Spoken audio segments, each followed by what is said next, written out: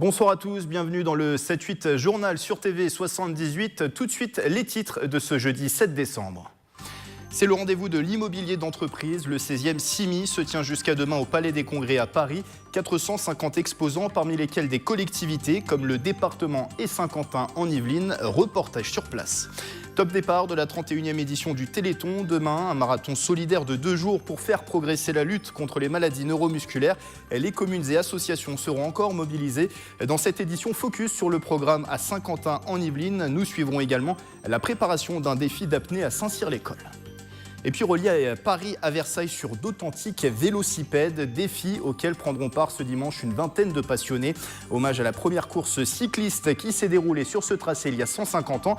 Invités de ce journal, Guy Gaudy et Brigitte Olivier, organisateurs et marraines de cet événement. Et puis on parlera également dans ce journal de rugby avec une histoire sur le club de plaisir qui vient d'être publiée. Et je vous en parlais dans les titres depuis hier et jusqu'à demain, vendredi, le Palais des Congrès à Paris accueille plus de 450 sociétés et collectivités. C'est la 16e édition du CIMI, un salon entièrement dédié à l'immobilier d'entreprise, un rendez-vous auquel participent Saint-Quentin en Yvelines et le département. Objectif, montrer que ces territoires sont attractifs pour les entreprises, un sujet d'Aurélie Ronze. C'est au cœur du stand de Paris-Saclay que Saint-Quentin en Yvelines présente ses atouts. Accueil de la Ryder Cup en 2018, mais aussi sa bonne forme en matière de transactions immobilières pour l'année en cours. 4,6 millions de mètres carrés d'immobilier d'entreprise, un taux de vacances à 6,7% ou encore 250 000 mètres carrés de projets immobiliers en développement. Un secteur dynamique destiné à convaincre les futurs investisseurs. Il est indispensable qu'on soit là, qu'on rencontre tout le monde, qu'on voit les nouveautés, les innovations, les nouvelles propositions, comment on peut être plus rentable, être plus rapide, être plus simple, parce que c'est important d'être simple aujourd'hui, c'est la simplification pour que tout le monde comprenne là où on va. Cette année, Saint-Quentin en Yvelines, mais aussi Versailles Grand Parc et Paris-Saclay ont proposé une conférence commune sur les grands événements internationaux. Faire stand commun, c'est aussi la volonté du département des Yvelines et des Hauts-de-Seine.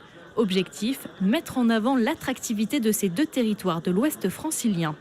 Nous faisons l'aménagement de notre territoire, la promotion de l'attractivité ensemble, donc avec une force de frappe beaucoup plus importante, avec une efficacité sur le terrain bien meilleure. Il faut être là où sont les investisseurs, puisque c'est eux que nous chassons pour porter du développement dans nos communes, dans nos territoires, parce que ce développement crée de la richesse fiscale et de l'emploi. Des enjeux économiques importants donc pour Saint-Quentin en Yvelines et notre département. Jusqu'à la fermeture de ses portes vendredi, le salon de l'immobilier d'entreprise devrait accueillir plus de 28 000 visiteurs. C'est un projet du gouvernement, la mise en place d'une police de sécurité du quotidien dont les contours restaient jusqu'à présent encore flous. Cette semaine, à la préfecture à Versailles, policiers, gendarmes et élus ont été invités à faire le point et donner leurs idées sur ce nouveau dispositif. Concertation lancée fin octobre par le ministre de l'Intérieur Gérard Collomb. Les précisions de Camille Lambert. Définir le rôle et les actions de la police de sécurité du quotidien, c'était l'objectif de cette concertation. Une cinquantaine de policiers, gendarmes et élus locaux ont été invités. Tous les acteurs, quels qu'ils soient, ont souvent insisté sur la bonne relation, la bonne compréhension des uns et des autres, et le bon travail en commun et la bonne coopération. C'est évidemment une base sur laquelle on peut bâtir pas mal de choses. Des groupes de travail et d'échange organisés sur 8 réunions. La dernière avait lieu à la préfecture de Versailles le 6 décembre. L'occasion de faire le point sur les idées évoquées. Il y a des demandes d'accroissement des compétences de la police municipale en termes de contraventions possibles, en termes de recours judiciaires possibles. Et puis aussi, n'oublions pas, les moyens nécessaires pour avoir une police et une gendarmerie plus efficaces, ça passe aussi, c'est vrai, par des moyens accrus, notamment dans les commissariats, les tablettes tactiles, une police connectée, une police mieux équipée. Une police sur mesure, selon le ministre de l'Intérieur Gérard Collomb, dont les contours restent encore flous. Le compte-rendu de ces réunions lui sera adressé le 15 décembre. Les premières expérimentations de cette nouvelle police devraient se faire dès janvier 2018. Vous y êtes peut-être confronté. Trouver un médecin relève parfois du parcours du combattant et dans certains territoires, ils sont si peu nombreux que l'on parle de désert médical. La ville de Plaisir souhaite justement être reconnue comme zone de fragilité par l'Agence régionale de santé. Elle met également en place un plan d'action pour tenter d'inverser la tendance. Camille Lambert. Ils étaient 24 dans les années 90, ils ne sont plus que 11 aujourd'hui. À Plaisir, comme dans beaucoup d'autres villes, on manque de médecins. Un constat établi par les premiers intéressés avec la commune. C'est Madame le maire qui m'a invité pour montrer pourquoi les médecins ne voulaient pas s'installer, pourquoi on avait du mal à retrouver des médecins. Les médecins préfèrent avoir plus de repos et moins travailler. Depuis les 35 heures, on a vu ça. Les conditions de travail, alors avec la sécurité sociale, 1 heure de travail pour faire des papiers qui servent pratiquement à rien. On fait des doublés, des choses comme ça. Après 4 ans de recherche, cet ancien médecin n'a trouvé aucun repreneur à la suite de son départ à la retraite. La commune de Plaisir souhaite se mobiliser en faveur d'un retour des médecins sur son territoire. La ville travaille actuellement à la création d'une maison de santé pluridisciplinaire. Qui serait complètement prise en charge au niveau de l'investissement par le département et qui accompagnerait pendant 3 ans au niveau du fonctionnement avec les secrétaires médicales. Donc on va déjà expliquer tout ça aux médecins et aux pharmaciens en sachant que nous avons aussi une maison médicale privée qui va ouvrir à côté, je dirais, du centre commercial, de façon à ce que là aussi, il y ait une série de médecins qui arrivent. Et d'après ce qu'on m'a dit, il y aurait 2 médecins généralistes, voire 3, qui viendraient dans cette maison médicale privée. Un plan d'action mis en place avec les pharmaciens, les médecins et Saint-Quentin en Yvelines. Un engagement que la commune souhaite faire connaître aux habitants. Une campagne d'information sera lancée début 2018. Les déserts médicaux, sujet ce soir du 7-8 débat de Vanessa Meflas. C'est à suivre après le journal sur TV 78. En politique, c'est une certitude, elle ne sera plus le maire de Saint-Rémy-les-Chevreuses. Agathe Becker se retire de la municipale partielle dont le second tour a lieu ce dimanche. L'édile divers droite sortante était arrivée en 4e et dernière position lors du scrutin dimanche dernier. Agathe Becker qui appelle à voter pour le candidat de la République En Marche, Dominique Dufrane. Il fait face dimanche à 2 listes sans étiquette conduites par Jean-Louis Binic et Dominique Bavoil. Ce week-end aussi, c'est un rendez-vous habituel et solidaire. La 31e édition du Téléthon débute demain. Marathon de 2 jours pour récolter des fonds en faveur de la lutte contre les maladies neurologiques, neuromusculaires. Et comme tous les ans, les collectivités et associations de Saint-Quentin en Yvelines seront mobilisées. Le point sur le programme des événements avec Nicolas Kirillovitz. 5 millions de Français tous les ans et des milliers d'Yvelinois. La 31e édition du Téléthon sera une nouvelle fois un rendez-vous important pour la solidarité et la recherche contre les maladies rares. À 50 ans en Yvelines, de nombreux acteurs locaux sont mobilisés. C'est le cas des Chocs d'Elancourt qui organiseront dimanche leur traditionnel disco roller entre 14 et 18h. Traditionnel aussi, les animations prévues vendredi et samedi au centre sportif Les Pyramides de Voisins-le-Bretonneux ou encore les 25 heures d'activité non-stop organisée par l'association Objectif Téléthon Magnicois. L'édition 2016 avait permis de récolter près de 700 000 € sur les Yvelines, un gain essentiel pour soutenir la recherche. On avance, ça avance tous les ans, là, mais il y a encore beaucoup à faire sur les problèmes de vue, sur les problèmes des muscles, tout ça. On a respiratoire aussi, on a encore beaucoup à faire. Au niveau de la recherche, malheureusement, le tunnel est encore lent. Manifestation historique aussi sur 50 ans en Yvelines. Les 3 jours d'événements au centre sportif Pierre de Coubertin dès vendredi soir à Montigny-le-Bretonneux ou les 30 heures d'animation au Clé-sous-Bois avec un fest-noz samedi soir. Pour ceux qui ne peuvent pas se déplacer, il est toujours possible de faire un don par téléphone ou sur Internet. L'an dernier, 80 millions d'euros ont été récoltés partout en France lors du Téléthon. Et à l'occasion du Téléthon, un grand défi se profile ce samedi à Saint-Cyr-l'École. Le franco-cubain Andy Cabrera Avila va tenter de battre un nouveau record à la piscine Aquamundo. Pour l'édition 2016 du Téléthon, il avait conclu 12 heures de nage en apnée. Cette année, l'athlète tentera d'atteindre la barre des 24 heures. Michele Elmidoro l'a rencontré.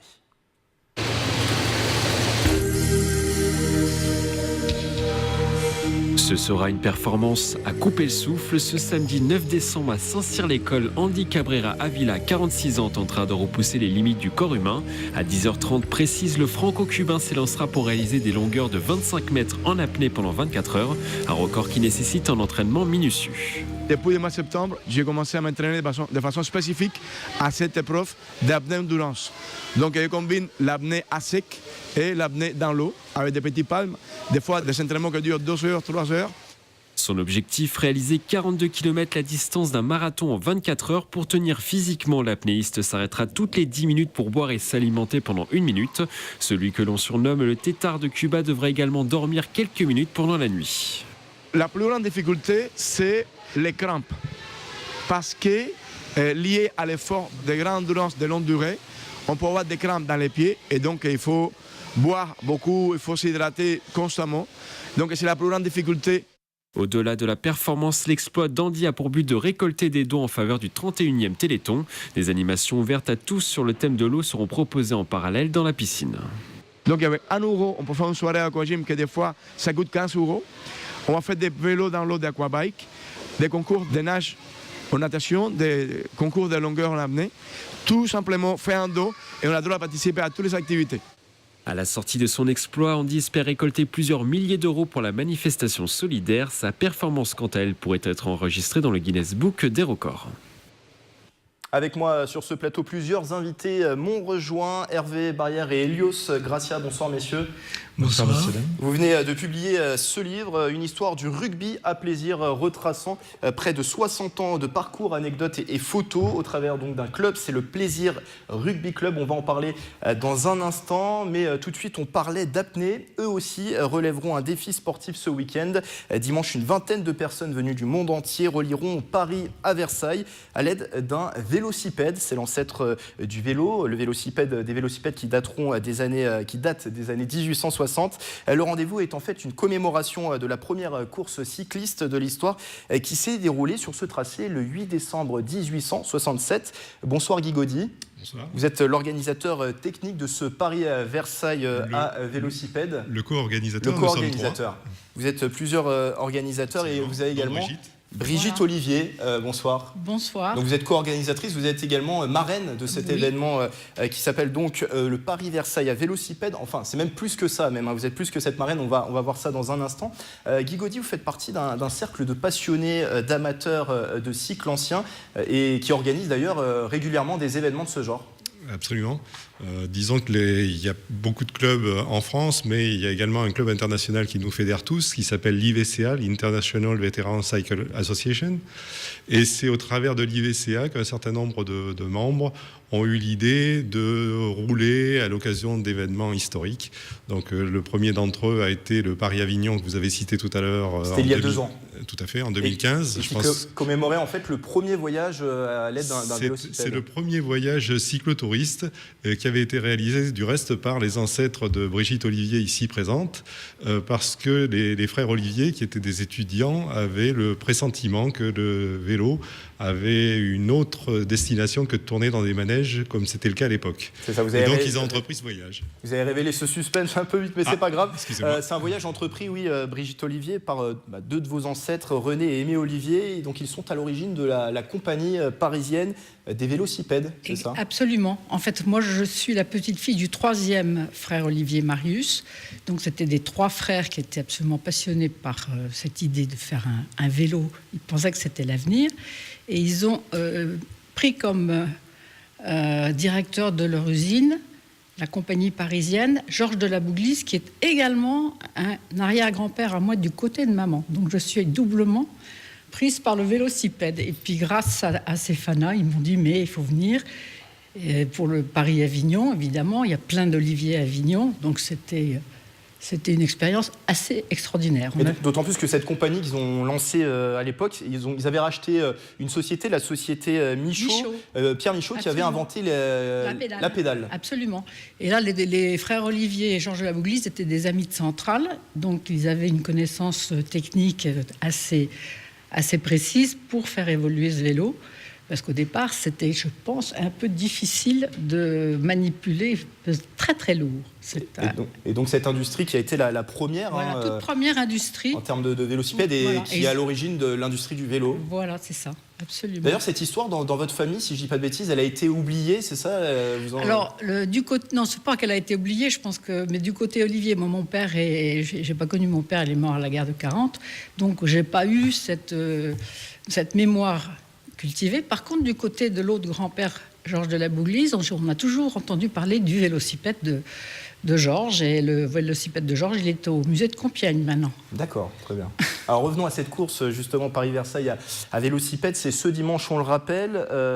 C'est un hommage à la première course cycliste de l'histoire, et cette course, elle s'était déroulée à l'époque sur le même tracé, le 8 décembre 1867. Absolument, et elle était relativement méconnue jusqu'à ce qu'un historien japonais du nom de Keizo Kobayashi la révèle, puisqu'il était passionné de vélo, il a compris que la France était le berceau du vélo, et donc il est venu étudier tous les documents d'archives, et il a produit une thèse en 1993 extrêmement intéressante qui fait aujourd'hui référence dans le monde, qui s'appelle Vélocipède de Drey à mi-show, mythe et réalité. Et à cette occasion-là, il a révélé que avant la course de Saint-Cloud, qui était réputée la première, en 1868, avait eu lieu cette course de Paris à Versailles. À l'époque, il faisait très froid ce jour-là, je crois, 150 coureurs sur la ligne de départ. Ils attendaient 200 coureurs, ils en ont eu que 150, mais ça peut se concevoir dans la mesure où il avait fait moins 12 la nuit qui précédait. Donc on espère que nous n'aurons pas cette température-là, et on espère aussi ne pas avoir de pluie, ce qui serait ennuyeux, mais ça ne nous empêchera pas de faire le trajet de Paris à Versailles. On va aller très vite, parce qu'il nous reste déjà 1 minute dans cet entretien. Sur le parcours de dimanche, ça va respecter à la lettre ou pas le parcours 1867 On est pratiquement sur le parcours d'origine, donc nous allons partir du rond-point des Champs-Élysées, très précisément au niveau du théâtre du rond-point, longer la Seine, nous arrêter au bas des jardins du Trocadéro pour faire la photo devant la Tour Eiffel, bien évidemment, passer devant la Maison de la Radio, prendre ensuite l'avenue de Versailles en direction de la Porte de Saint-Cloud. À la Porte de Saint-Cloud, nous traverserons ensuite Boulogne-Billancourt, direction le Pont de Sèvres, où nous ferons un arrêt historique. Ensuite, nous sommes attendus à Chaville par le maire de Chaville, et donc le maire en titre, et il y aura également le maire de 1867, donc une petite animation intéressante. Puis nous reprendrons nos vélocipèdes 30 minutes après, et nous atteindrons Versailles vers midi. Nous serons attendus par monsieur le maire de Versailles, et après un court sprint, nous aurons un cocktail comme il se doit en la circonstance. On le rappelle, sur d'authentiques vélocipèdes datant des années 1860. Absolument. Nos vélocipèdes sont en général 1867-1869, et nous serons habillés à la mode de 1867. Et pour plus d'informations sur cet événement, vous pouvez vous rendre sur le site internet qui s'affiche en bas de l'écran. Merci à vous deux, Brigitte Olivier et Guy Gaudier, d'avoir été avec nous, co-organisateurs de ce Paris-Versailles à vélocipède. Merci beaucoup. Merci beaucoup. Je me tourne vers mes deux autres invités, deux autres personnes qui sont avec moi en plateau, Hervé Barrière et Elios Gracia. Merci d'avoir patienté. Je le rappelle, vous publiez ce livre, Histoire du rugby à plaisir, 1961-2017, 265 pages qui retracent l'histoire du rugby à plaisir, l'arrivée du sport dans la ville, et aussi donc il y a des images, des articles, plein d'anecdotes dans ce livre. Comment est née l'histoire comment est née l'idée de faire une histoire du rugby à plaisir? C'est très simple, c'est une demande de notre président Thierry Lamandé, qui jusqu'à aujourd'hui au niveau du club, si vous voulez, il y avait des archives, mais comme on dit, personne n'y avait mis le nez dedans. Donc il nous a demandé, puisque nous sommes d'anciens du Plaisir Rugby Club, moi j'ai été éducateur, entraîneur et dirigeant pendant 30 ans. Ça, vous êtes un dirigeant historique du club, il paraît. Donc à partir de là, on s'est plongé tous les deux, comme nous sommes des retraités, à récupérer toutes les archives déjà du club, des archives municipales, de l'OMS, des clubs des archives départementales. Nous avons reclassé tout ça. Et nous sommes partis en aventure pour écrire ce livre, ces 56 saisons. Alors vous, Hervé, vous êtes plus occupé du coup de la mise en page, de recueillir tous ces articles, ces photos. C'est-à-dire que toutes les photos que j'ai trouvées, vu leur état par moment, j'ai été obligé de toutes les refotographier, de les travailler, de les mettre en page, et puis de faire la mise en page générale au niveau du livre. Et du coup, vous, Hélios, c'était plus sur l'écriture de l'histoire. Parce qu'en plus, vous avez publié d'autres livres, ça il faut le préciser. Tout à fait. J'ai écrit d'autres ouvrages, j'ai été édité, si bien que j'ai été amené à la demande de Thierry Lamandé, le président du Plaisir Rugby Club, à retracer l'histoire du rugby à plaisir, parce qu'en fait, c'est en étudiant le passé que l'on comprend le présent et que l'on peut anticiper l'avenir du rugby plaisirois. Nous avons donc écrit ce livre, non seulement pour laisser une trace, mais aussi pour renforcer la cohésion du club, pour témoigner de la reconnaissance à tous les acteurs du rugby plaisirois. C'est un club qui vous tient à cœur. Je vous rappelle, vous êtes éducateur des jeunes rugbymen au club. Vous êtes catalan d'origine. Voilà. Le rugby, c'est toute une histoire. Je n'ai plus rien à dire. On prépare les entretiens sur TV78. Bravo. Effectivement, je suis catalan d'origine et j'ai été attaché à ce club puisque mon fils y a joué. J'ai été éducateur. Je suis encore éducateur dans la mesure où j'interviens encore dans des ateliers des minimes cette année, l'année dernière en junior et en minime. Je pourrais peut-être préciser que ce livre est une première dans l'histoire du sport à plaisir et aussi une première dans les annales ovales des Yvelines. Et combien de temps ça prend de réaliser un tel ouvrage ? Vous avez parlé tout à l'heure du travail de collecte. Nous avons travaillé durant 2 ans et 2 mois exactement. Il a fallu aller aux archives départementales notamment. Nous avons recueilli d'abord des témoignages des anciens, des photos des anciens. Nous avons travaillé bien sûr, comme l'a dit Hervé, avec les archives du club, les archives de la Maison des Sports, les archives municipales, les archives départementales à Montigny. À partir de ce gisement, de documents, j'ai commencé à écrire des textes, à commettre quelques dessins, et puis en même temps, Hervé a inséré les photos, a effectué la mise en page, si bien qu'au bout de 2 ans, nous avons présenté le livre au comité de lecture du Plaisir Rugby Club, animé par le président, qui a apporté des améliorations, qui a préfacé le livre et qui l'a fait publier, si bien qu'il se présente sous la forme de 265 ou 66 pages, illustré par donc plusieurs illustrations, plusieurs photos. 440 et quelques photos, plus de 80 dessins et illustrations et autant d'articles de presse et une trentaine d'anecdotes. Et qui revient sur les succès, les nombreux succès de plaisir, ses échecs aussi parfois. Les hauts et les bas bien sûr. Alors, vous parlez d'anecdotes justement, on arrive déjà à la fin de cet entretien. Je voulais que vous en citiez peut-être une ou deux anecdotes, une chacun. Je voudrais préciser que ce livre montre que le Plaisir Rugby Club est plus qu'un club, c'est une famille. Et comme dans toutes les grandes histoires de famille, il y a eu des hauts et des bas. Plus qu'un club, ça me rappelle le dicton d'un autre club catalan. Pour le coup. Voilà, tout à fait. Je vous rejoins. Barcelone, n'est-ce pas ? Et donc, comme dans toutes les histoires de famille, il y a eu des hauts et des bas.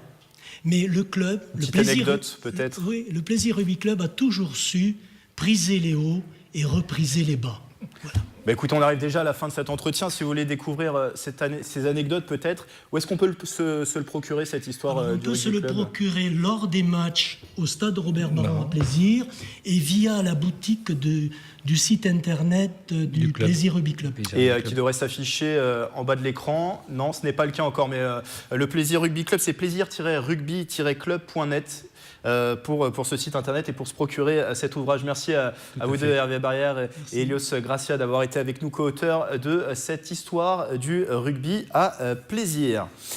On reste à Plaisir pour refermer ce journal. Jusqu'à dimanche se déroule le 8e Salon des Arts. C'est au programme depuis samedi dernier à la salle Armand de Béjart du Château de Plaisir. 18 exposants présentent 3 œuvres chacun, de la peinture et de la sculpture. C'est un reportage de Mélanie Poquet. Arnaud Seban crée pour donner de nouvelles lectures de la matière, pervertir nos sensations. Cet artiste plasticien travaille les métaux depuis 15 ans. Il est l'invité d'honneur de ce 8e Salon des Arts de Plaisir. L'originalité, la qualité de son travail, la légèreté, il le dit lui-même, il traite la matière, je dirais, pour nous surprendre et pour nous faire déclencher des émotions. Effectivement, c'est tout à fait ça. Il y a une espèce de subtilité, de douceur dans ses œuvres qui je pense, ne vont pas laisser insensible le public. Pour cette nouvelle édition, 18 artistes ont répondu présents, de la sculpture, de la peinture. Cette année, une majorité des œuvres fait la part belle à l'art abstrait. On n'a pas donné de thème, mais il est clair que, vous savez, l'art, c'est quelque chose qui entraîne des sensations, qui entraîne des images.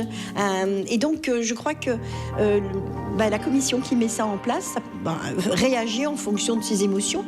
Et je crois que c'est pour ça que ça va peut-être vers l'abstrait plus cette année. Ce sera peut-être plus figuratif l'année prochaine. Il faut se laisser porter, c'est important. Une exposition où le public est amené à voter pour son œuvre préférée, remise des prix le dimanche 10 décembre.